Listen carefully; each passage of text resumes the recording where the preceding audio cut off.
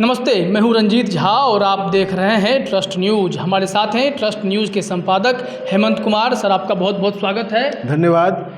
भाजपा राष्ट्रपति चुनाव के बाद एक बार फिर से एक्शन मोड में दिखाई पड़ने लगी है। एक्शन मोड कह लें या चुनावी मोड कह लें, या तो हम लोग जब चर्चा करेंगे तो समझेंगे। दरअसल बिहार में बड़ा कार्यक्रम होने जा रहा है। भाजपा पहली बार अपने 7 मोर्चा को लेकर के संयुक्त बैठक करने जा रही है। 2 दिवसीय कार्यक्रम होगा और सबसे बड़ी बात यह है कि बिहार में यह कार्यक्रम होने जा रहा है और इसमें भाजपा के तमाम दिग्गज नेता आ रहे हैं। अमित शाह भी आएंगे और भाजपा के राष्ट्रीय अध्यक्ष जेपी नड्डा वो भी आएंगे। पहले जेपी नड्डा ही आएंगे, फिर अमित शाह 31 जुलाई को उपस्थिति दर्ज कराएंगे। और पूरी प्लानिंग क्या है, क्या होने वाला है, आखिर किस मोड में भाजपा है, बिहार से क्या कनेक्शन है, इन्हीं को समझना है कि सर जेपी नड्डा आ रहे हैं। इससे पहले पहली बार इन 7 मोर्चा को मिला करके जो भाजपा के मोर्चा हैं उनका बैठक लेनी है, उसके बाद फिर कार्यक्रम को आगे बढ़ाना। प्लान क्या है? ये निश्चित रूप से प्लान ये है कि सामने लोकसभा चुनाव है और बीजेपी बहुत एक संगठित पार्टी है, तो वो पूरा टारगेट करके चलती है। तो जो सामने लोकसभा चुनाव है 2024 में, तो उसकी तैयारी बीजेपी ने शुरू कर दी है और बीजेपी पूरी तरह से चुनावी मोड में काम कर रही है। तो यहाँ जो पहली बार बीजेपी के सभी मोर्चों, सभी 7 मोर्चों के जो कार्य समिति है उसके मेंबर्स की मीटिंग बुलाई गई है। यहाँ पर 30 और 31 जुलाई को वह मीटिंग होगी और उसमें अमित शाह को भी आना है अंतिम दिन, उसके पहले, और जेपी नड्डा तो पहले ही आ जाएंगे। तो यह पहला मौका है कि जब ऐसी बैठक होने जा रही है। आपको याद होगा कि इसके पहले मई महीने में बीजेपी की कार्य समिति की मीटिंग हुई थी यहाँ प्रदेश कार्य समिति कटिहार में, जिसको मिशन सीमांचल का नाम दिया गया था। तो ये जो यहाँ पर है वो 2024 पर ही मंथन होना है। आप थोड़ा सा पीछे आप जाएंगे तो पिछला चुनाव जो 2019 का चुनाव था, उस चुनाव में एक तरह से जेडीयू ने हाथ मरोड़ करके बीजेपी से सीटें ले ली थी और 50-50 पर बात बनी थी। यह जबकि बीजेपी इसके लिए तैयार नहीं थी। तो उस समय वो ऐसा हुआ। लेकिन क्या अब जो सामने चुनाव है लोकसभा का, उस चुनाव में भी क्या नीतीश कुमार हाथ मरोड़ने की स्थिति में रहेंगे? तो इसका उत्तर है कि नहीं, नीतीश कुमार अब हाथ मरोड़ने की स्थिति में नहीं है। वह दिखाई पड़ गया था 2019 के लोकसभा चुनाव का नतीजा आने के बाद ही, जब नरेंद्र मोदी ने यह तय कर दिया था कि जो भी पार्टनर एलआई हैं उनमें से एक मंत्री ही बनेगा। सिंबॉलिक रिप्रेजेंटेशन की बात थी और वही हुआ।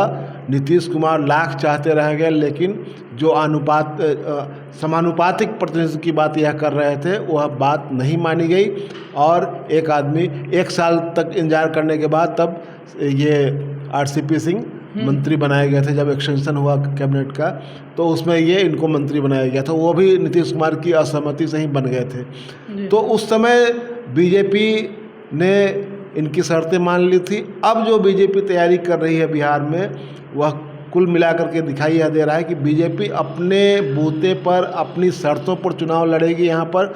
और सवाल ये है कि इनके जो 7 मोर्चा है, अगर सबको अलग अलग ढंग से देखा जाए, जो नाम हम लोगों ने नोट किया, एक युवा मोर्चा है, महिला का है, किसान है, पिछड़ा, अति पिछड़ा, SC ST और अल्पसंख्यक, ये 7 मोर्चा पर जैसे कि अगर आप गठबंधन करते हैं तो शायद आप गठबंधन पे भरोसा करते हैं कि हमारी ये पार्टी है, जो हमारी कमी है उसको हम अपने गठबंधन के थ्रू पाट लेंगे। नीतीश कुमार हैं, सोशल इंजीनियर हैं, तो उन चीज़ों को वो जो है, जो हमारी कमी है उसको दूर कर देंगे। लेकिन यहाँ पर देखा जा रहा है तमाम मोर्चा को इकट्ठा किया गया है और कार्यक्रम की जो पूरी तैयारी है वह बहुत पहले से चल रही है और 28 तारीख से कहा जा रहा है कि 750 पदाधिकारी इनके आ जाएंगे राष्ट्रीय मोर्चे के। और इन मोर्चे के पदाधिकारी को यहाँ के जो इनके विधायक हैं भाजपा के और जो इस मोर्चा के जो स्टेट लेवल के पदाधिकारी हैं, इन लोगों को जिम्मेदारी दी गई है कि इनको आप ले जाएंगे गांव-गांव तक, पंचायतों तक ले जाएंगे, वार्ड तक ले जाएंगे और बातचीत करेंगे, संवाद स्थापित करना है, मेंबर्स बनाना है। मतलब क्या है कि सिर्फ और सिर्फ भाजपा अपने दम पर ही 2024 को आगे ले जाना चाहती है, सिर्फ यही बात है। और नीतीश कुमार का साथ नहीं चाहिए, यह संकेत निकल रहा है क्या?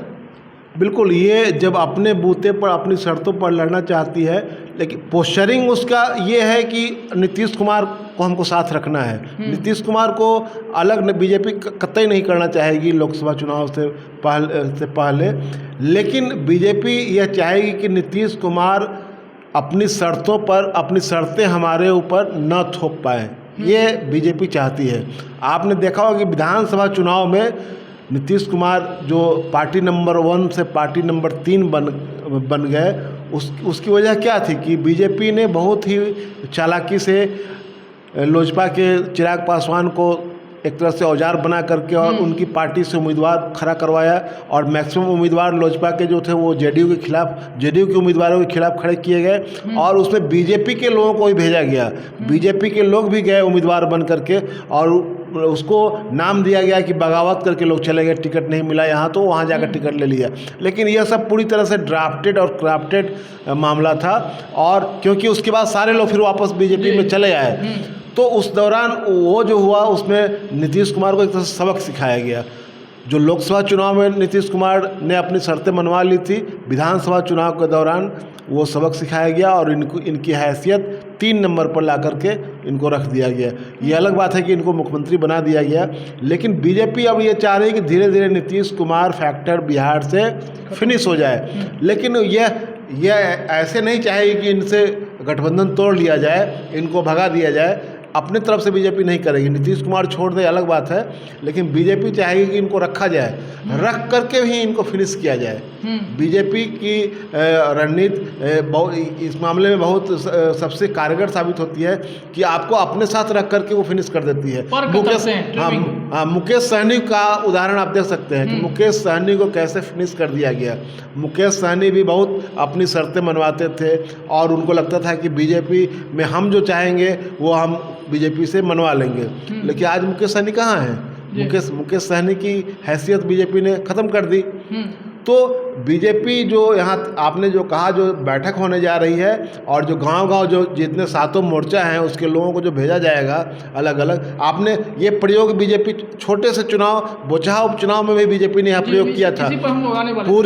पूरी सरकार वहाँ उतर गई थी, तमाम तरह के जाति संप्रदाय के तमाम लोग नाम ले लेकर के ये पिछड़े के नेता हैं, ये फलानी जाति के नेता हैं, ये फलाने मोर्चा के नेता हैं, तमाम लोगों को नाम लेकर के और बता नोनिया के टोले में नोनिया को, मलाह के टोले में मलाह को, इस लेवल पर जा कर के लोगों को घुमाया गया था।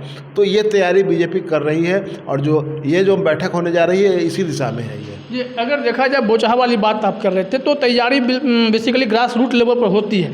बोचहा में जो चूक थी शायद अमर पासवान को टिकट नहीं देना ही गलती थी, क्योंकि शायद वो जो सिंपैथी वोट की बात होती है वो फैक्टर काम किया होगा। लेकिन सर ये पूरी प्लानिंग जो की जा रही है, इसका मूल जड़ सिर्फ 2024 है, या इस इफेक्ट को आगे देख रहे हैं? अभी टारगेट सामने में 2024 है, 2024 जीतेंगे उसके बाद ही ना आगे की बात बनेगी। अगर 2024 का रिजल्ट बीजेपी के मन के मुताबिक आया, नरेंद्र मोदी की वापसी हुई, तो आगे कुछ नहीं बचेगा। तब बीजेपी यहाँ नीतीश कुमार को पूछने नहीं जा रही है। तो इस बार बराबर का फॉर्मूला क्या नीतीश कुमार के साथ हो पाएगा? नहीं, वही मैं कह रहा हूँ कि ये बीजेपी अब यह चाहेगी कि अपनी शर्तों पर चुनाव लड़े।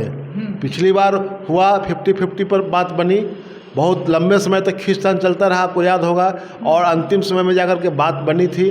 17-17 का फार्मूला हुआ, 6 सीटें लोजपा को मिली थी, 1 राज्यसभा का भी उनको मिला।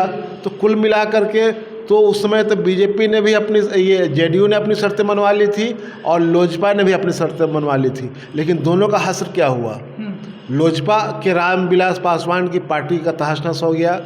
उनके पुत्र आज किस हैसियत में है वो भी आपको दिखाई दे रहा है, कोई गिनती नहीं है उनकी। एनडीए में वो जब बीजेपी के लोग चाहेंगे तो कह देंगे एनडीए के साथ में है, हम इनको एनडीए का पार्टनर मानते हैं, और जब ज़रूरत नहीं होती है तो कह दिया जाता है कि कहाँ है पता नहीं है। तो चिराग पासवान भी फिनिश हो गए, और नीतीश कुमार को भी 3 नंबर पर लाकर रख दिया गया। तो बीजेपी ने 2019 के लोकसभा चुनाव में इन लोगों ने जो अपनी शर्तें थोपी थी उसका पूरा हिसाब किताब कर दिया है।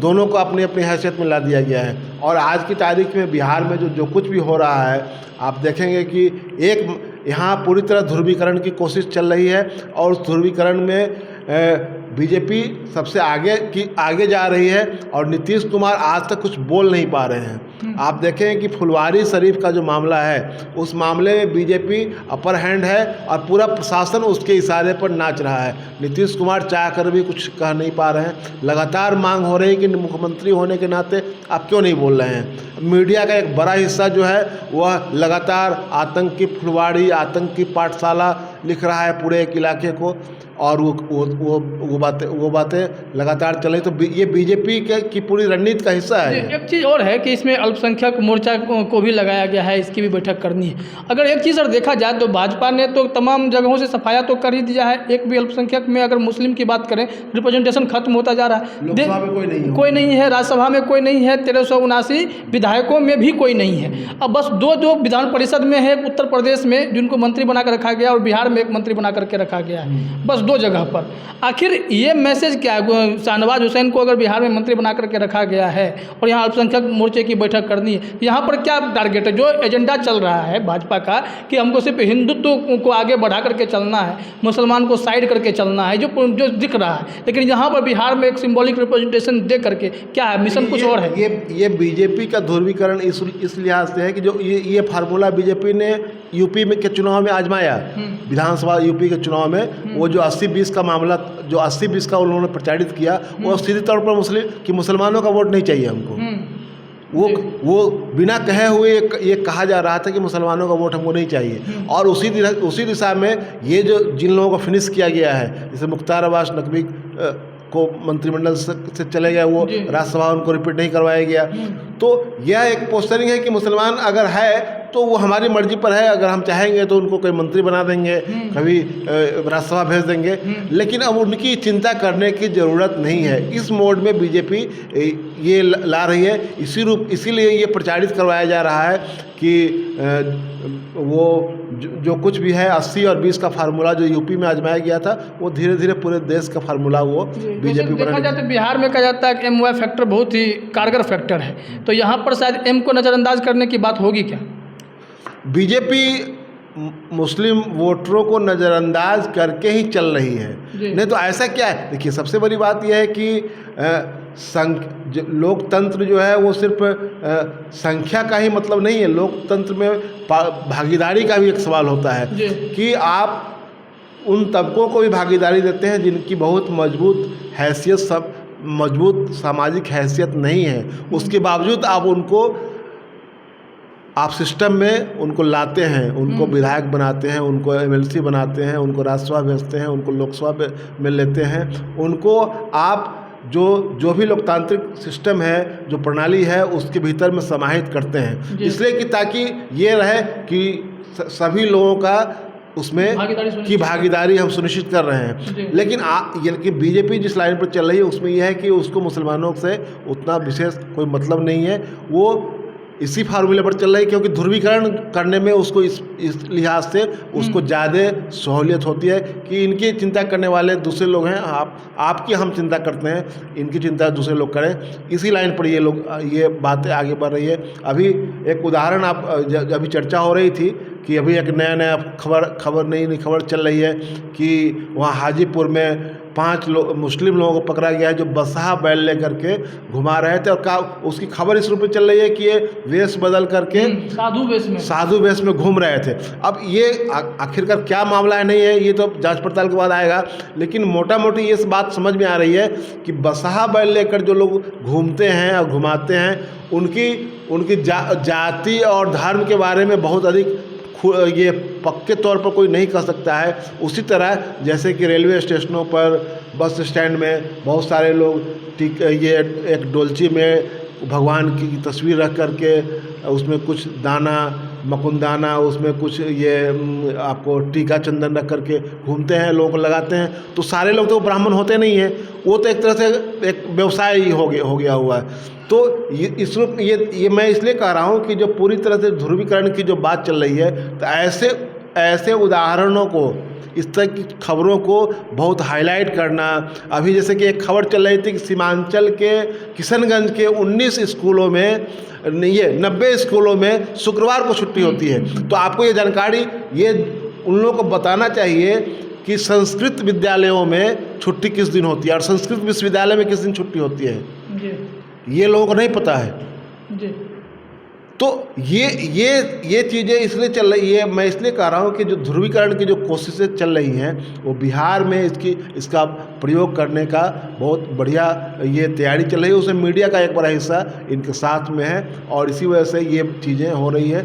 तो जो बैठक है वो मिशन बिहार ही है और सामने में लोकसभा चुनाव का एक लक्ष्य है। और मैंने पहले भी कहा कि ये इस बार नहीं चाहेंगे कि नीतीश कुमार अपनी शर्तें बीजेपी के ऊपर थोपें। जी, तो कुल मिलाकर अगर देखा जाए तो जो बिहार में प्लान भाजपा बना रही है इसको मिशन बिहार कह सकते हैं, क्योंकि यह एक बड़ी बैठक होने वाली है। जब भाजपा के दिग्गज जुटेंगे तो वहाँ से बातें भी बहुत दूर तक निकलेंगी। मैसेज क्या जाएगा इस पर भी नज़र बनाए रखना होगा, क्योंकि कार्यक्रम बड़ा होगा, 2 दिवसीय है। एक दिन नड्डा को सुनेंगे, अगले दिन अमित शाह को भी सुनेंगे। और बिहार में लोकसभा चुनाव की तैयारियां भाजपा करने जा रही है और नीतीश कुमार के लिए इस बार भाजपा से तालमेल बिठाना उतना भी आसान नहीं होगा। फिलहाल इस चर्चा में इतना ही। आप सभी का हमसे जुड़ने के लिए बहुत बहुत धन्यवाद। धन्यवाद।